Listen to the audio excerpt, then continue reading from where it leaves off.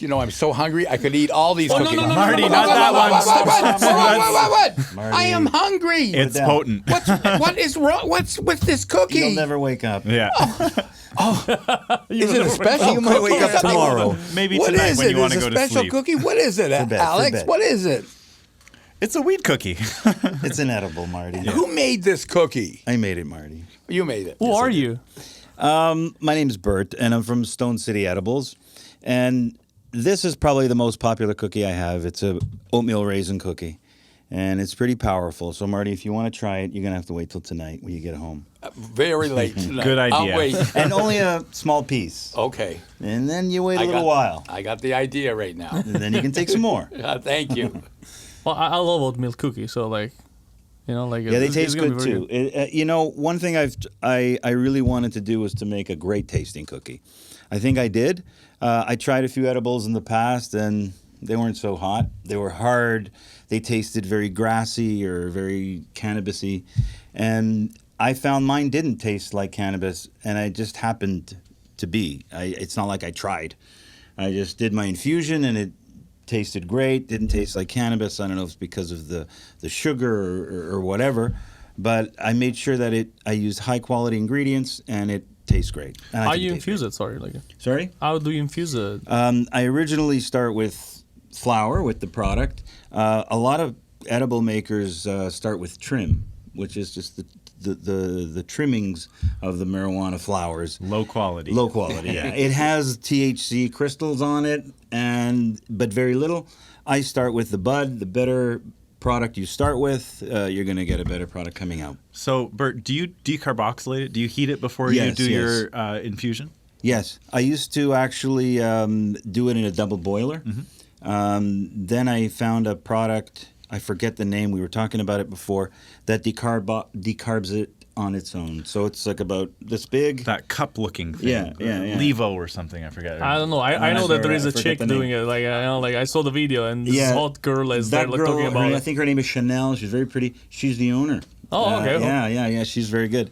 And this actually saves me quite a bit of time. The only problem, it's a little bit small.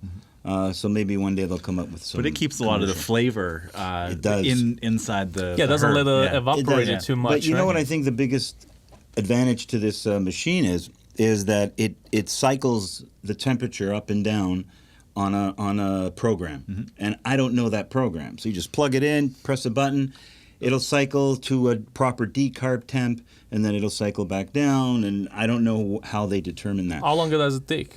It takes about an hour and a half each cycle. And in the past, I used to do it just on the stove. I would decarb it in an oven for about 40 minutes at around 200 or a little more, I forget now. And then I would take it and infuse it in the coconut oil on a double boiler. And I would leave it there for a few hours. Oh, that's where are you infusing the coconut oil? Yeah, so now I do it both in that container, the Ardent, I think it's called. Right. Ardent I think you're right. Oh, so you put the coconut oil in the same time, or you first? First I decarb it on its own. Then I take the already decarbed material and I infuse it in coconut oil, whether in that machine or in the double boiler. Where's the world going with this edibles? Is there any limit to this edibles? I mean, is it going to be lasagna edibles? Is it going to be, chicken cacciatore edibles? Are we going to see those days happen? I think they're already here, Marty. I mean, are they? Yeah. I've read something recently about this gentleman that has dinner parties. And someone like yourself, who's a chef, who comes into their house and makes a whole cannabis dinner, and there's the family sitting there, and they're being served, and they're explaining what it is, and they're all getting high during the meal, mildly high during the meal. So it's an actual science. Don't put too much. Don't put too much. And apparently, this one chef, he doesn't put cannabis in every single item. No. He'll put it in maybe the first one, the first meal or the first. Because it can take a minute. Usually, how long do you find it takes to feel an effect? Well, most people tell me between half an hour and an hour. Right. Okay. So it's got to go through your liver and it's got to go through your digestion process. It's not like inhaling, or even in any other way. Like I know a lot of people actually take suppositories, and That's a different way to do it. Repository. It's a quick much dose. quicker. Knocks the cookie out of you. But you can't get high from it. Yeah. That's the magic of the cannabis oil. If this is a medicine for me and I need 500 milligrams as a medicine, how can I take that so much? I'm going to get so high. If I take it rectally, I'm not getting high. Kind of bypasses the But the fever goes digestion. away. It doesn't go through digestion. Yeah. Everything Apparently, goes away. In the anus, there's right when it goes in, it gets absorbed Yeah. through that part, and it bypasses your internal liver. Oh my gosh, how we get to the Yeah. to the portion? It's medicine, baby. Yeah, but what I'm saying is that the medicine side, people sometimes need a lot more medicine. Like I need a half a cookie, and I'm How fine. do you know? How do you know if you need a half a cookie or a whole cookie? Well, you try it. You try it, and you know, see but what you it- feel. Well, Well, for example, I'm a big guy. Maybe I need a full cookie because I'm a big guy. Maybe No, it takes doesn't long. matter. I know No? big people that can take a quarter and they're fine. Oh. And skinny 100-pound girls that use a whole one. So it doesn't really matter. They got a saying: start low and go slow. Oh, Start with a small amount and go slow. You don't wait. Oh, half an hour came. I don't feel anything. Let me take twice as much. It's like no, wait 2 hours before you take your next dose. Yeah. As you're figuring out each particular product, right? But now, but now there's a way. Now this one they have THC in it, right? Yes. So now there is a way to make like an edible that doesn't have the THC but only has the CBD in it. Of course. You can start with a CBD product. I start with a product that has THC. So if I start with cannabis that's only CBD or partly CBD, that's what I'll end up. Oh, so That's what I'll there end are up with. cannabis that are just like full CBD CBD, only, or yes. at least so high in CBD that the THC is so minimum that will not really affect you so much. Right. People have asked me, can I make a cookie with CBD? I tell them yes. I haven't tried yet. But in theory, yeah, why not? I don't know how it'll be. I don't know if it'll have the same effect that the THC has in that same cookie. Mm-hmm. I don't know, but I don't see why not. Will the government patrol this when you're cooking with cannabis? Will that all have to be government-controlled product? Because I have read that a lot of cannabis is sprayed with things that the dealers are buying. Is that true? I don't know a lot about that. It is, Marty. I mean, there's a lot of pesticides out there that we don't know if it's in the product or not. I mean, I know I'm a grower as well. I've never had a real infestation or a real pest problem. But, I'm thinking if I have a big crop and I have a pest infestation, I'm losing a lot of money if I don't get this taken care of. So I'm going to do whatever I can do. So I'm sure there's a lot of pesticides in illegal product. I come from the industry, so our platform as a family business has always been about empowering growers to have alternatives. So we tell them, hey, there are strong pesticides out there that you can use, but here is everything else that's not going to hurt people. Because when you're growing a crop, it's a big crop. It's not necessarily for personal use.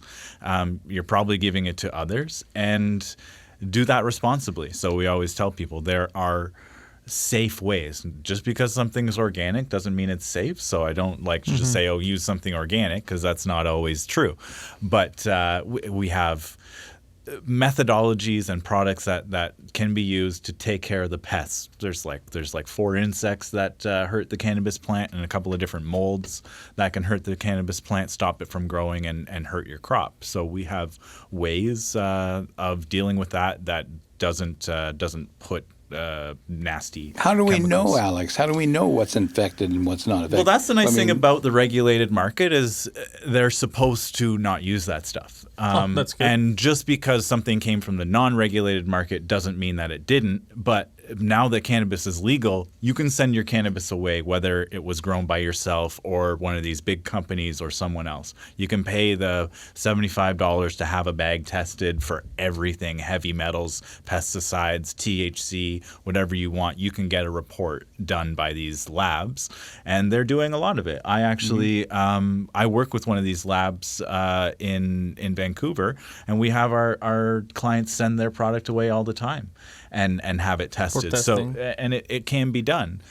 Does Does it come back often with pesticides? Do you know? No, not often. That's very rare. At least the tests that I see. So I see a lot of small scale growers growing for their family. I got a sick mother and aunt, and this person, that person. I got to grow for my family. They need this. I want to test the potency. I want to test heavy metals to make sure that my soil wasn't contaminated or this or that. So maybe I see a different subsection, but to that point, Globe and Mail did a big journalistic sort of expose on the cannabis industry probably 5 years ago, and they bought as much different product, flower particularly, from the black market dispensaries, and they tested it. They wanted to see, okay, what is this underground industry actually doing? And pesticides were present in some samples, but very few and far between. I would say less than 10%, if I remember that article correctly, were contaminated with some either heavy metal or pesticide. It wasn't that present. I mean, cannabis growers, for the most part,